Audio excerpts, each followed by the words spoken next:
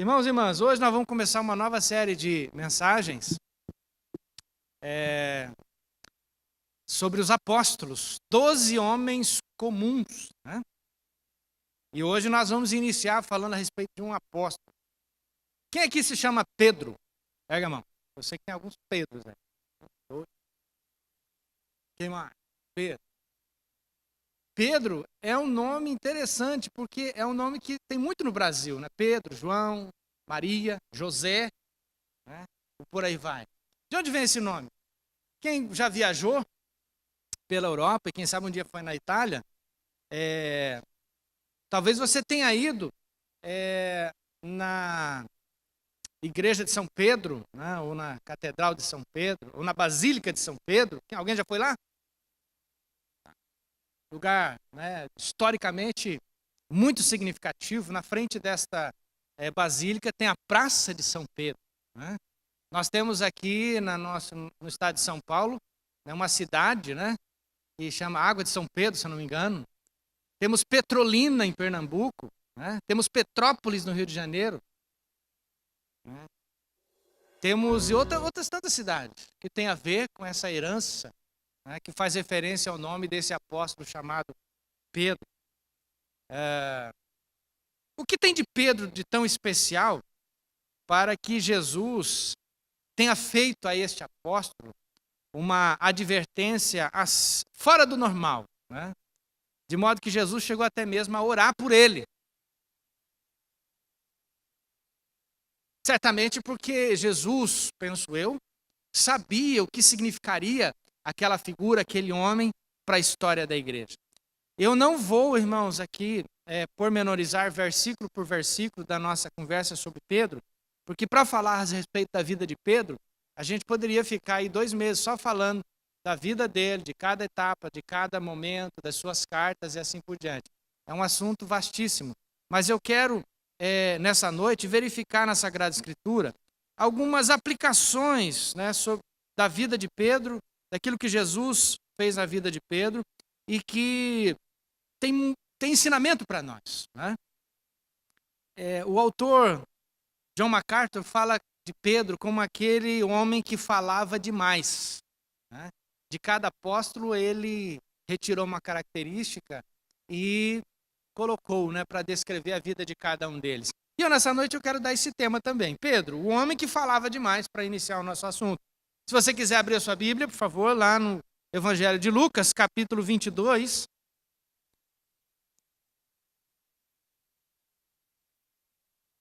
Evangelho de Lucas, capítulo de número 22.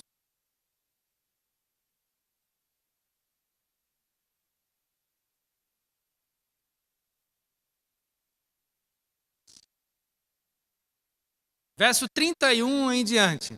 Lucas, capítulo 22, verso 31 em diante. Quero avisar a todos que esta série de mensagens estará disponível no canal no YouTube, canal da igreja lá do YouTube. As 12 mensagens estarão disponíveis, né? E você pode depois ver na sua casa se você perder alguma delas. Lucas capítulo 22, do verso 31 em diante diz assim: Simão, Simão, eis que Satanás vos reclamou para vos peneirar como trigo. Eu, porém, roguei por ti para que a tua fé não desfaleça. Tu, pois, quando te converteres, fortalece teus irmãos. Ele, porém, respondeu: Senhor, estou pronto a ir contigo, tanto para a prisão como para a morte. Mas Jesus lhe disse: Afirmo-te, Pedro, que hoje 3 vezes negarás que me conheces, antes que o galo cante.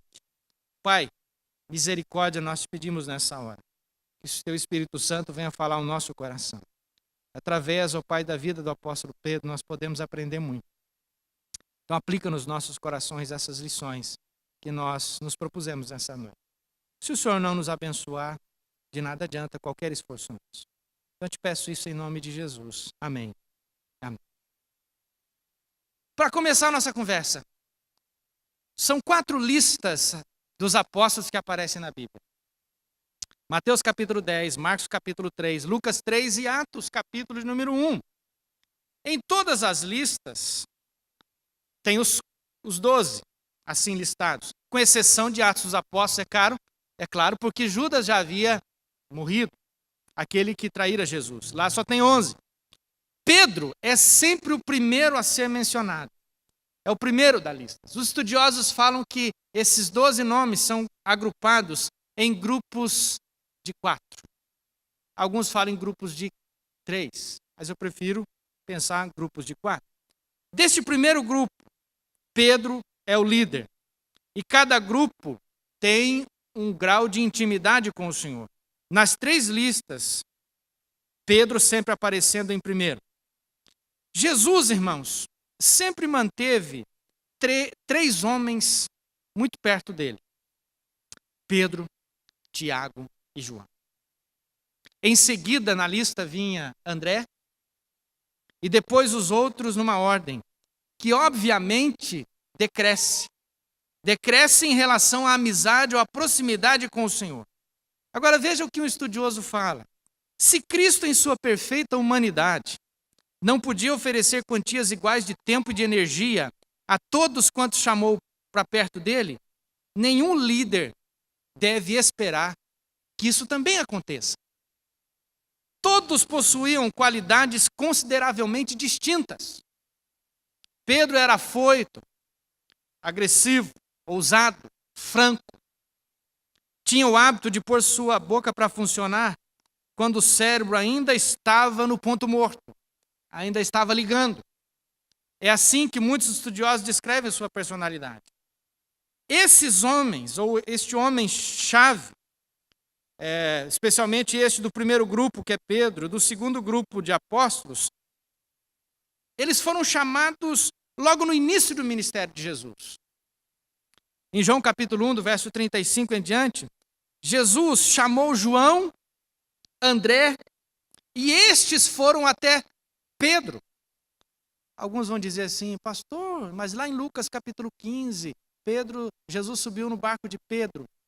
Há controvérsias, irmãos, de que naquele chamado de Pedro era o chamado para o apostolado. No começo do ministério, Jesus chama para que venham as multidões, as pessoas das mais variadas formas eram chamadas, mas o chamado para o apostolado ele é mais específico. Depois de ser chamado Pedro, no dia imediato é chamado Filipe e depois Natanael, que também é conhecido como Bartolomeu. A primeira pessoa do primeiro grupo, é claro, que se torna Pedro, o porta-voz, o líder do restante do grupo. Mas ele não era Pedro quando foi assim chamado, era Simão. Jesus acrescentou alguma coisa ao nome Pedro. Em Lucas, capítulo 6, no verso 14, diz assim, não precisa abrir a sua Bíblia. Simão, ao qual também chamou Pedro. Em algumas traduções, Simão. Está escrito Simão, ao qual ele acrescentou Pedro. E André, seu irmão, Tiago e João, Filipe e Bartolomeu. Jesus acrescentou Pedro ao nome Simão. Vamos dividir a nossa fala em 3 momentos. Nessa primeira, irmãos, eu quero conversar com vocês sobre esta mudança de nome que Jesus fez na vida para Pedro. O que é que Jesus acrescenta? Simão, a quem acrescentou o nome Pedro. Simão é um nome muito comum. Era um nome muito comum naqueles dias. Na Bíblia, tem pelo menos 7 Simões. 2 deles são discípulos de Jesus. Um é o Simão que nós estamos falando, o outro é Simão o Zelote, que nós vamos falar um outro dia. Outro é meio-irmão de Jesus. Outro Simão era pai de Judas. Pai de Judas, o Iscariotes, também chamava Simão. Outro, João, recebe Jesus para um almoço, uma janta na casa dele. Outro Simão foi obrigado a carregar a cruz de Jesus, a mando de um soldado romano. Também nós temos na Bíblia um outro Simão, o Simão Cirineu, que acolheu o apóstolo Paulo. Esse Simão era um curtidor, mexia com peles. Enfim, era um nome muito comum. Não, o significado exato de seu nome tem a ver com a presença, com a bênção de Deus, mas pode ser variado. Mas Jesus não mudou o nome de Pedro. Ou melhor, Jesus não mudou o nome de Simão, mas ele acrescentou. Jesus não usou a palavra Pedro, muito provavelmente. Jesus usou a palavra em aramaico, Cefas, que aparece lá em 1 Coríntios. O apóstolo Paulo normalmente não se referia a Pedro como Pedro, mas sim como Cefas. Mas em grego é a palavra Pedro. O que significa? Um pedaço de pedra. Imagine que você está andando pelas montanhas e encontra ali uma rocha, uma pedra muito grande.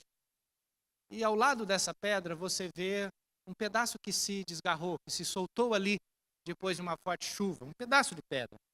Em comparação, se você falando na língua grega estivesse olhando para uma pedra bem maior e para uma pedra menor, você chamaria a pedra maior de grande pedra. Para nós seria a rocha.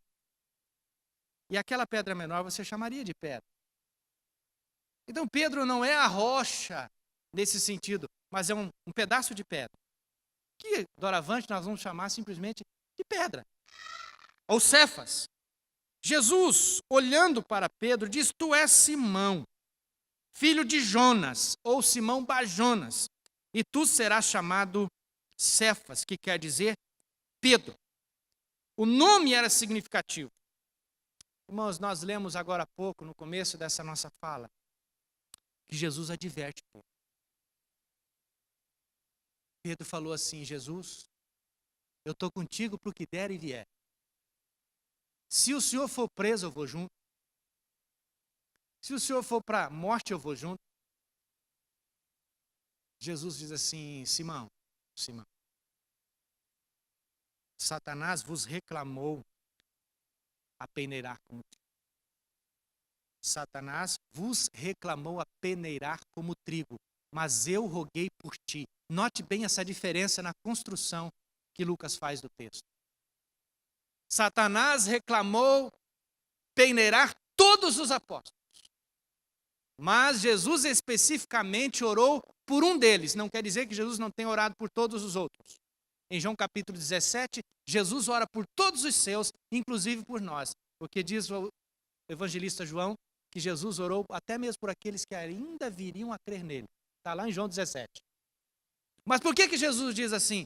Eu vou orar especificamente, eu já roguei especificamente por você, Pedro. Pedro, naquele momento, era o Simão, o nome comum. Era um sinal de que Pedro, toda vez que Jesus utilizava este nome comum, Simão, Simão, era o sinal que Pedro estava fazendo alguma coisa estranha. Pedro era impetuoso, inconstante, mas não era confiável também. Quando Jesus o encontra, ele se encaixa exatamente na descrição que Tiago faz de alguns homens. Tiago fala que alguns homens têm ânimo dobre, inconstante. Uma hora uma coisa, outra hora outra. Um dia está rompendo em fé, no outro dia está em frangalhos. Ao que parece, quando Jesus chamava Pedro, Jesus queria lembrar constantemente aquilo que Pedro deveria ser, a pedra. Mas ele ainda é um Simão. Simão, Simão, Satanás vos reclamou, mas Pedro é aquilo que o Simão deveria se tornar. Jesus aqui está transmitindo uma mensagem bastante sutil, é um encorajamento. Pedro tem que ser uma rocha. Pedro tem que ser firme. Pedro não pode ser inconstante. Todas as vezes que aparece Jesus chamando Simão de Simão, são coisas comuns da vida. Vou dar alguns exemplos rapidinho aqui para vocês. Pedro tinha uma casa. Diz que Jesus foi na casa de Pedro. Está lá em Marcos capítulo 1. Então, portanto, na casa de Simão. Pedro também tinha uma sogra. Louvado seja Deus. E foi curada. Então fala a sogra de Simão. Coisas comuns. A casa, a sogra. Não se ofendam as sogras por falar que vocês são comuns. Eu estou falando coisas do cotidiano da vida, viu, irmã? Veja lá, hein, como é que você vai cair no seu coração aí.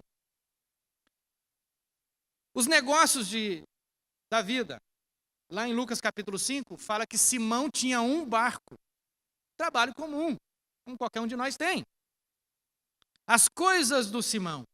Mas quando também Simão está manifestando a sua natureza não ainda regenerada, quando Pedro estava manifestando as coisas próprias da sua personalidade, Jesus chamava Simão, Simão. Lucas capítulo 5, quando Jesus sobe no barco de Simão e fala para que ele jogue as redes, Simão reluta.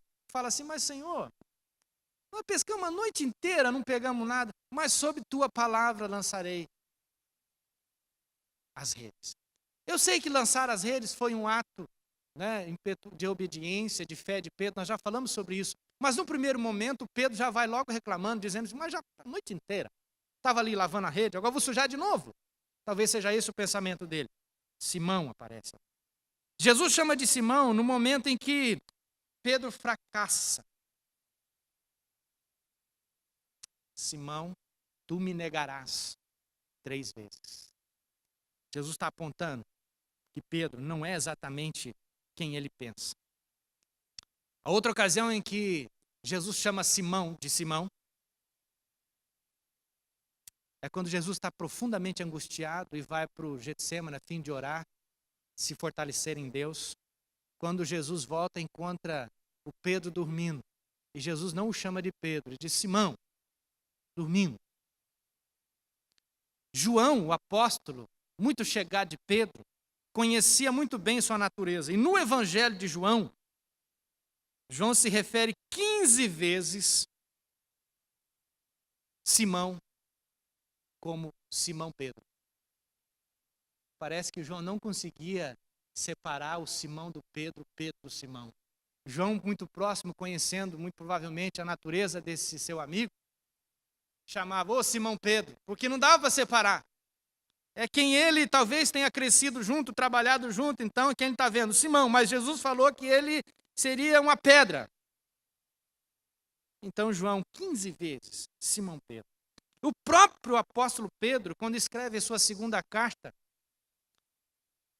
se apresenta dizendo, Simão Pedro, apóstolo de Jesus Cristo. Pedro está dizendo, eu sou o Simão, mas também sou o Pedro. Qual é a aplicação que a gente pode dar para isso aqui, irmãos, para a minha vida e para a sua vida? Após a ressurreição, Jesus instruiu seus discípulos a voltarem para a Galileia, onde ele planejava aparecer a eles. O que parece que talvez Simão tenha cansado de esperar Jesus e olhou para os seus amigos, companheiros de pescaria, e é bem provável que todos os apóstolos tenham ido para lá, porque depois eles voltam para Jerusalém e ali permanecem no cenáculo. Jesus, ressurreto, aparece a eles, e no final desta mensagem eu vou trabalhar um pouquinho mais essa passagem. Mas, quando Jesus conversa com Pedro, depois da sua ressurreição, para restaurar sua vida, depois de Pedro ter negado Jesus, Jesus o chama de Simão. Qual era o propósito daquela reunião? A restauração de Pedro. Por 3 vezes Jesus pergunta, Simão, tu me amas? Esta, irmãos, foi a última vez que Pedro ouviu Jesus chamá-lo de Simão. Algumas semanas depois, no Pentecostes, Pedro e os outros apóstolos foram cheios do Espírito Santo. E naquele dia, Simão, ou Pedro, a rocha, pregou. Pedro é exatamente como a maioria dos cristãos, como a maioria de nós. Tanto carnal quanto espiritual. Por vezes, irmãos, sucumbimos aos prazeres da carne, ao pecado. Às vezes nos falta fé, encorajamento. Outras vezes somos impetuosos em fazer compromissos com o Senhor e no outro dia nos esquecemos. Quando vêm as dificuldades, nossa natureza espiritual tem dificuldade de aflorar. E às vezes aflora o Simão. Nós agimos como pecadores, irmãos. Mas também, às vezes, agimos como regenerados. O principal exemplo disso é quando Pedro diz assim para Jesus. Jesus pergunta para eles, olha, o povo anda falando por aí quem eu sou. Alguém diz, olha, o senhor pode ser Elias, ou João Batista que ressuscitou. Mas vocês, o que vocês que estão andando comigo dizem que eu sou? Pedro é o primeiro a responder, Senhor, tu és o Cristo, o enviado de Deus, o Filho do Deus vivo. Jesus diz assim, bem-aventurado é Simão Bar-Jonas, porque não foi carne nem sangue que te revelou, mas foi o Espírito Santo que te revelou. Um homem que recebe uma revelação do Espírito Santo. Pouco tempo depois, quando Jesus começa a falar da cruz, Pedro diz assim, Senhor, eu não vou deixar isso acontecer com você, de forma alguma. É como se Pedro estivesse dizendo, se for preciso fazer o uso da força, eu vou fazer. E de fato o fez quando Jesus foi preso, a ponto de cortar a orelha de uma pessoa. Quando ele diz assim, Senhor, isso não vai acontecer com você, vocês conhecem a história. Jesus diz assim, Simão, Simão. Mas antes disso, Jesus utiliza uma frase pesada. Jesus olha para Pedro e diz assim, arreda-te, Satanás, porque você não cogita das coisas de Deus. O que Jesus está falando é que, naquele momento, o pensamento de Pedro, a ideia de Pedro, Jesus não está falando que Pedro estava possesso demoniacamente, falando em termos de possessão do corpo. O que significa que a ideia que Pedro estava proferindo naquela hora significava que Jesus não iria para a cruz. Ou seja, uma ideia demoníaca. E isso, irmãos, Jesus não poderia admitir. E Pedro é advertido. Veja, é o mesmo homem que num dia recebe uma revelação do Espírito e no outro dia precisa ser profundamente repreendido. Irmãos, nós não somos assim também? Gente que um dia está cantando, a cada dia vou viver rompendo em fé. Olha que profunda é essa letra. Ou que comprometedora. Se diante de mim não se abrir o mar, Deus vai me fazer andar por sobre as águas. E a gente canta de peito estufado. E no outro dia, vem um problema. E o mundo se acaba. Você é assim, eu sou assim, nós somos assim. Nós não sabemos lidar com as nossas doenças. Nós não sabemos lidar com as nossas perdas. Nós andamos muitas vezes em tristeza, em cima de tristeza. Ora, irmãos, nós somos assim, seres humanos. Segunda coisa, Deus acrescentou, Jesus acrescentou. Agora, o que é que Jesus deixa exatamente como é? Qual é a matéria-prima dos homens e mulheres de Deus? Em Mateus capítulo 2, Pedro, o primeiro a ser chamado. Em Mateus capítulo 2, quando fala da lista dos apóstolos, aparece uma palavra lá, irmãos, dizendo Pedro, primeiramente Pedro. Essa palavra primeiramente, a palavra que o evangelista Mateus utiliza, lá no grego da Bíblia, é a indicação de que Pedro tem digamos assim, a primazia, de que ele vem primeiro, de que ele tem talvez um grau de importância, de relevância na história, na caminhada, um pouquinho mais. Não quer dizer que os outros apóstolos não foram importantes. Não é o primeiro de uma lista, mas significa que ele é o chefe, o líder de um grupo. E por que Pedro é assim? Porque Pedro, primeira coisa, Pedro é curioso. O único que pede para Jesus explicar as coisas difíceis nos discursos é Pedro. É Pedro que fala. Senhor, explica esse negócio para mim que eu não estou entendendo. Quantas vezes devemos perdoar um irmão? Só um pouquinho. É Pedro que faz a pergunta. Não, Pedro, 70 vezes 7. Qual recompensa nós temos em seguir ao Senhor? Veja bem, parece ser uma pergunta que para nós hoje, quando já se viu Pedro perguntar isso, Mas Pedro é aquele que pergunta. As pessoas abandonaram, eles abandonaram o que estavam fazendo, estavam seguindo Jesus, e Jesus agora começa a falar que está indo para Jerusalém, que vai ser morto. Então Pedro pergunta, Senhor, eu não estou entendendo. O que nós vamos ganhar? A gente abandonou tudo. Todo mundo recrimina ele, mas ele tem coragem de perguntar. Irmão, você já saiu da sala de aula cheio de dúvida, que você não teve coragem de perguntar? Você foi mal na prova. Né? E todo mundo fica com raiva daquele aluno que é estudioso e o professor nem acabou de explicar e já está com a mordida. Não tem essa, não? É igual a aula de escola dominical. Tem alguns que se você não cortar, ele quer falar a aula inteira. Né? Mas tem uns, irmãos, que vão para casa cheio de dúvida, não vão fazer pergunta nenhuma. Pedro é aquele que faz pergunta. Curioso. Por que a figueira secou, Senhor? Não entendo. Falou para ela, nunca mais haja fruto em ti. Eu não estou entendendo. Por que ela secou? Pedro faz perguntas sobre o Cristo ressuscitado, lá em João capítulo 21. Ele que faz pergunta. Pedro, além de ser curioso, ele tem iniciativa. Quem diz o povo ser o filho de Deus? É Pedro que responde. Ó Senhor, uns estão dizendo aí que o Senhor é Elias. Outros o João Batista. Iniciativa. Na prisão de Jesus. Eu sei que Pedro não devia fazer o que ele fez, mas ele fez alguma coisa. Puxou a espada. No momento errado, na hora errada. Curiosidade, iniciativa. Outra coisa que Pedro tem, irmãos, envolvimento. Ele se envolve. Ele não é aquele que diz vai, é aquele que diz vem. Jesus o chama para andar sobre as águas. E Pedro põe o pé na água. A maioria das pessoas, irmãos, se fixam em Pedro afundando. Mas tente registrar na sua mente o primeiro passo de um homem sobre o mar, descendo do barco. Qual deles teria coragem? Nenhum deles teve. Senhor, se és tu mesmo, manda-me ter contigo então por sobre as águas. Ele vai. É um homem que se envolve. É aquele que começou a andar por sobre as águas.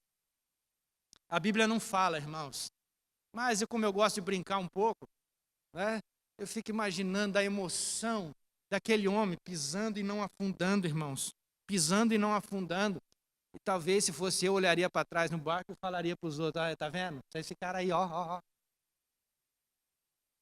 Iniciativa, envolvimento, curiosidade. Jesus gostava de que Pedro estivesse próximo. E Pedro estava tão próximo de Jesus, irmãos, até mesmo no momento da sua prisão. Repara comigo. Quando Jesus é preso, naquela noite de sexta-feira, ou um pouquinho antes da noite da sexta-feira, todos os apóstolos deram no pé. Somente Pedro ficou uma distância suficiente a ponto de, após negá-lo, Jesus olhar nos olhos dele. Que distância seria essa? 15 metros ou 20 metros, eu não sei. Talvez daqui até no fundo da igreja, passando disso, eu não veria os olhos de ninguém. Eu não conseguiria prestar atenção se essa pessoa está triste ou se ela está feliz.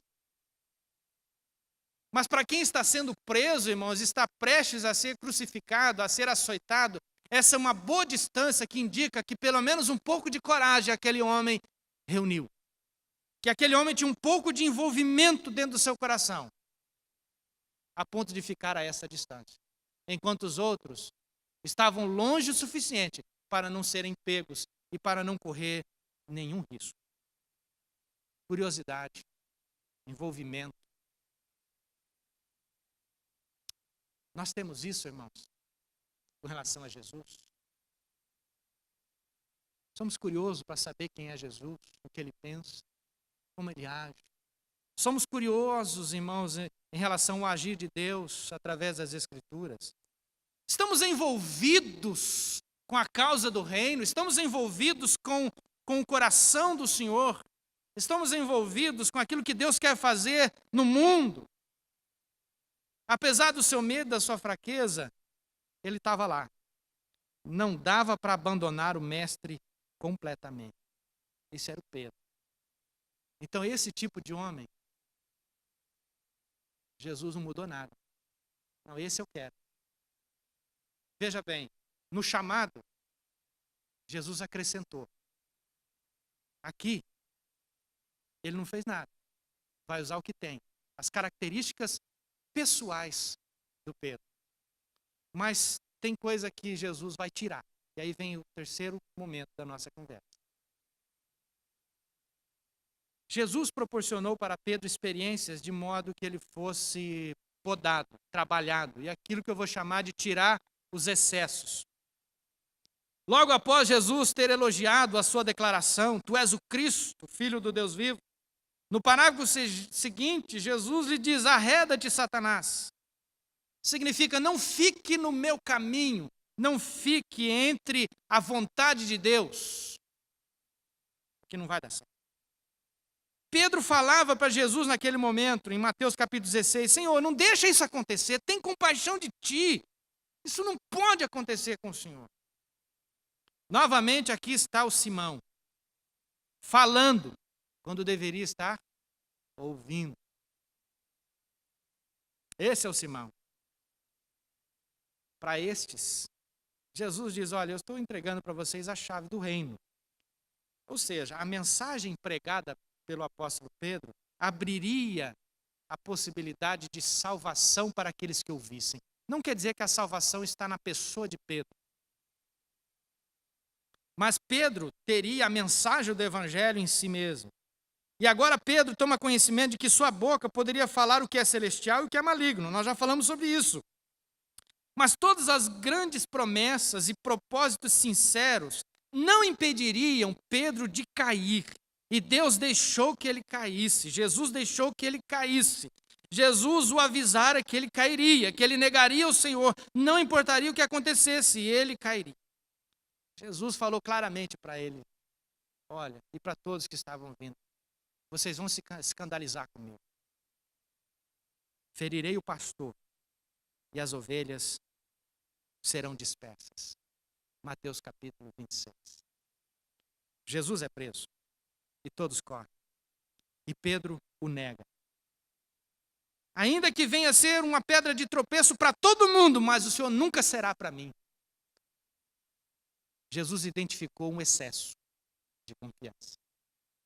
Um excesso de Simão dentro do Simão. Ele não se tornaria a rocha se tivesse tanto Simão assim dentro dele. Pedro negou Jesus não apenas uma vez, mas 3 vezes. Seus olhos se cruzam. Um desastre acontece. Um homem naquele momento está, depois de negar Jesus, profundamente triste. Diz o evangelista Marcos, irmãos, depois dessa passagem de Jesus, olhando Pedro nos olhos, Pedro sai derrotado. Mas há uma expressão lá, irmãos, que é muito forte. Diz que Pedro saiu chorando, mas não apenas chorando, amargamente. A ideia, irmãos, é que o gosto da sua boca mudou. De que ele saiu profundamente entristecido, de modo que a sua vida naquele momento tinha acabado. Jesus proporcionou essa experiência para ele. Jesus já tinha proporcionado outras, irmãos. Vamos fazer uma retrospectiva? A primeira delas, especificamente Pedro, estando bem pertinho. As redes são jogadas em determinado lugar. E os peixes lá estavam. Não puderam nem sequer tirar a rede sozinhos. Tiveram que pedir ajuda. A rede se rompia, o barco afundava, porque era tanto peixe. Pedro tem sua sogra curada, dentro de sua própria casa.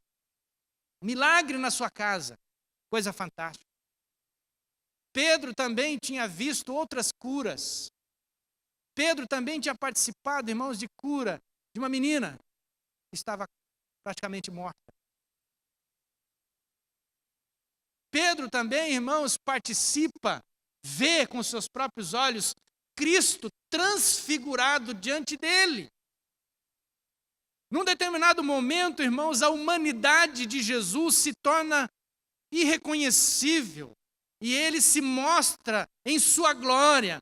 Ele se desvencilha por um lapso de tempo da sua glória, e Pedro não o vê simplesmente como filho do carpinteiro, mas o vê como Cristo glorificado. Pedro vê isso. Mas Pedro ainda não tinha experimentado uma derrota. Curas, milagres, exorcismo, transfiguração não mudam necessariamente o caráter de ninguém. Mas as derrotas, as dores, as provações que nós passamos na vida, estas sim são capazes de transformar a nossa vida para que a gente possa ser bênção nas mãos de Deus. Simão não se tornaria o Pedro se ele não tivesse sofrido essa derrota, não para o diabo necessariamente, não para o mundo, mas ele sofreu uma derrota para ele mesmo. Pedro vê a prisão, vê o flagelo depois que nega, ele vê a prisão, vê o flagelo de Jesus, vê a crucificação, os 3 dias de silêncio sepulcral, Jesus está devidamente sepultado, todos estão entristecidos, todos estão profundamente angustiados, deprimidos. No dia de domingo, as mulheres voltam do túmulo vazio, com a pedra removida, mas Pedro não acredita no discurso das mulheres, mas ele sai correndo, vê o túmulo vazio. Mas há um detalhe aqui, irmão. Esse homem derrotado, esse homem que agora se depara com quem realmente ele é, de modo que Jesus possa tirar os excessos de confiança, de altivez. Agora Pedro está profundamente introspecto, entristecido. Seu mundo acabou, seu mundo ruiu. Tem que voltar para casa. De fato ele volta. O Evangelho de Marcos nos fala que quando o anjo estava naquele túmulo vazio, encontrou com as mulheres, o anjo diz assim: avisa Pedro, avisa aos discípulos e a Pedro, que eu vou adiante deles para a Galileia. Jesus já tinha falado isso em Mateus, no Evangelho de Mateus, de que depois da ressurreição, ele iria encontrá-los na Galileia. Ele ia adiante deles para a Galileia. O anjo simplesmente, irmão, está confirmando aquilo que Jesus já havia falado.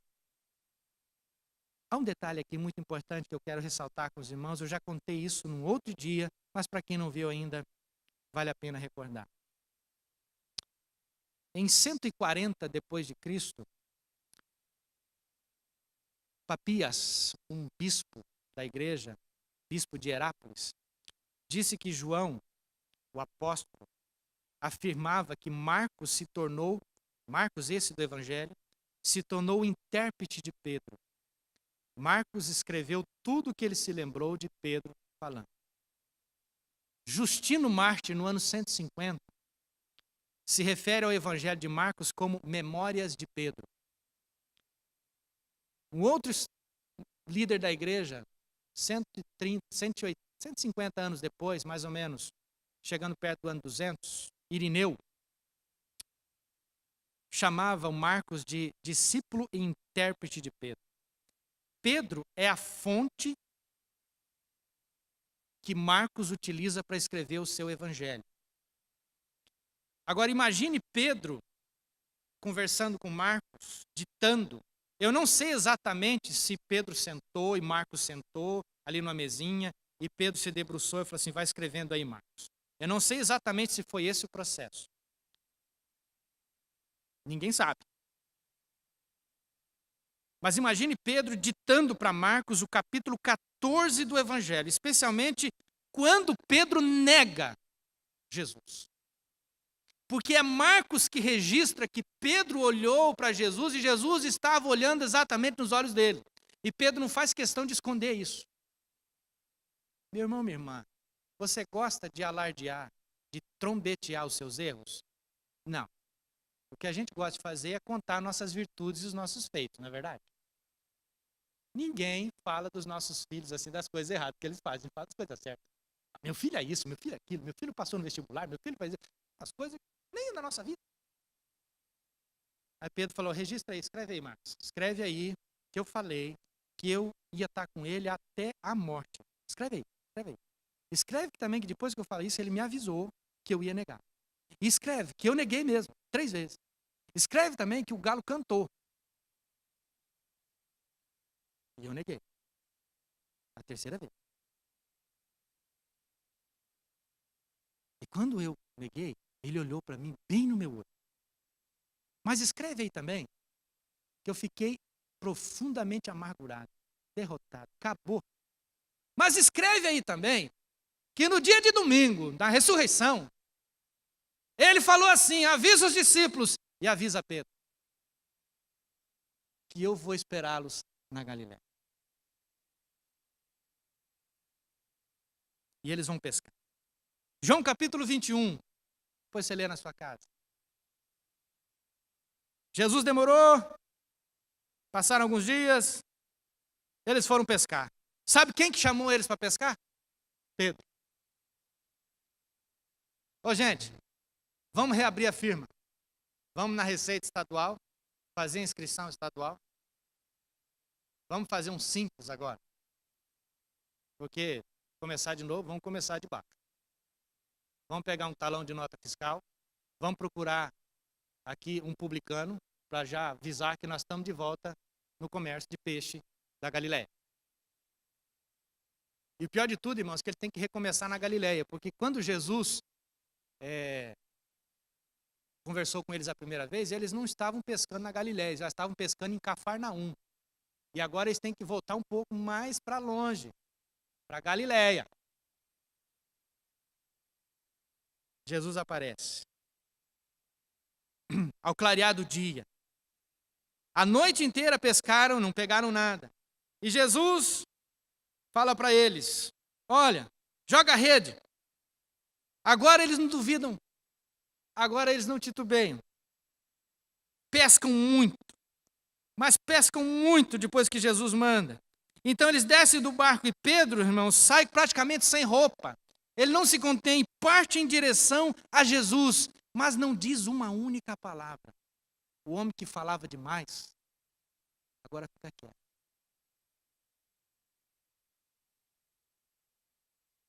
Jesus pega um pedaço de pão, faz uma fogueira, um churrasco de peixe. Deve ter se sentado ali à beira daquela fogueira, esperando eles chegar, mas ninguém fala nada. Ninguém duvidava, diz o texto bíblico, que era Jesus. Pedro está profundamente em silêncio. E aí, quem interrompe o silêncio agora é Jesus. Que eu já disse no começo da nossa conversa. Ô Simão, tu me amas? Senhor, tu sabes que eu te amo. Simão, tu me amas? Senhor, tu sabes que eu... Pela 3ª vez, Simão, tu me amas? Tu me amas? Um amor comum, um amor de amigo.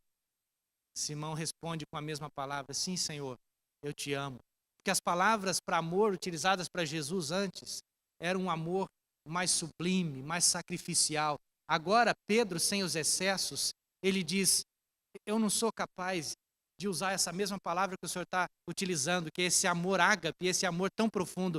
O amor que eu tenho agora é um amor mais aqui, mais pé no chão. Porque os excessos agora já foram tirados. Então, Pedro, vamos começar por aí.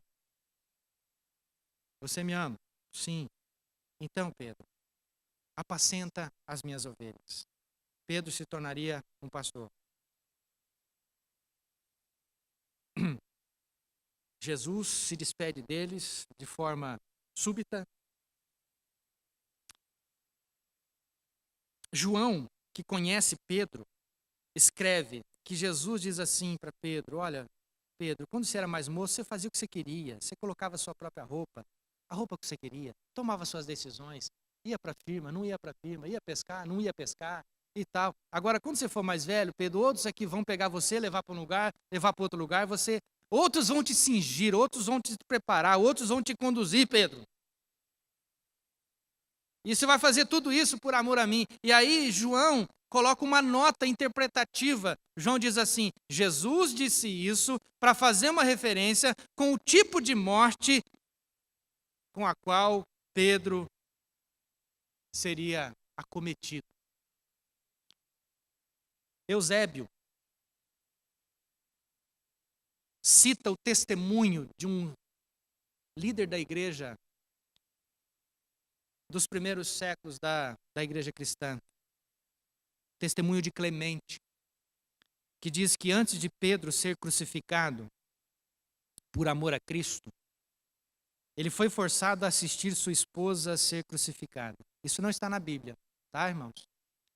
Isso é uma nota que eu quero registrar para você. Pedro foi forçado a assistir sua esposa ser crucificada. E ao ver a sua esposa, segundo Clemente, sendo levada para a morte, Pedro olhou para sua esposa uma última vez, enquanto ela estava viva, e disse assim: lembra-te do Senhor. Lembra-te do Senhor. Pouco tempo depois chegou a vez de Pedro ser crucificado.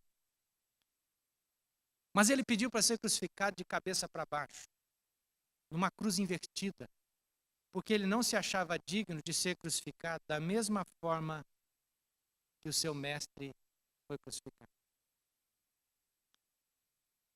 Pedro morreu assim, mas sua vida foi muito significativa. Foi pastor em Jerusalém, foi para Antioquia, escreveu, foi a fonte de Marcos. Lucas utilizou Marcos para escrever o seu evangelho e mais umas outras fontes. Então, Pedro tem a ver com o evangelho de Marcos, tem a ver com o evangelho de Lucas, escreveu a primeira carta, a segunda carta. Depois, segundo os estudiosos, foi pastor também em Roma. Há momentos na vida de Pedro em que ele manifestou também ainda a sua velha natureza. Paulo escreve aos Gálatas no capítulo 2, dizendo que um dia ele teve que resistir a Pedro face a face, porque Pedro, quando chegavam os cristãos judeus, os judeus que se tornaram cristãos, ele ficava ali de boa, mas daí em determinado momento ele estava com os gentios também de boa, mas quando estavam os dois grupos juntos ele ficava com vergonha, ele tinha medo de que algum judeu mais ortodoxo o visse junto com os gentios. Ou seja, ele manifestou uma certa hipocrisia, e aí Paulo pegou ele no pulo fazendo isso, e diz Paulo que ele resistiu Pedro face a face. Mas sabe qual é a palavra que Paulo utiliza para se referir a Pedro? Cephas. Em aramaico, pedra. O que eu quero dizer para você, meu irmão, minha irmã, é que Deus pega coisa ruim para fazer coisa boa. Essa é a grande verdade. Pedro é um desse homem que a gente não daria nada. Cheio de incoerência, cheio de excesso. Mas também tem algumas coisas exatamente como nós.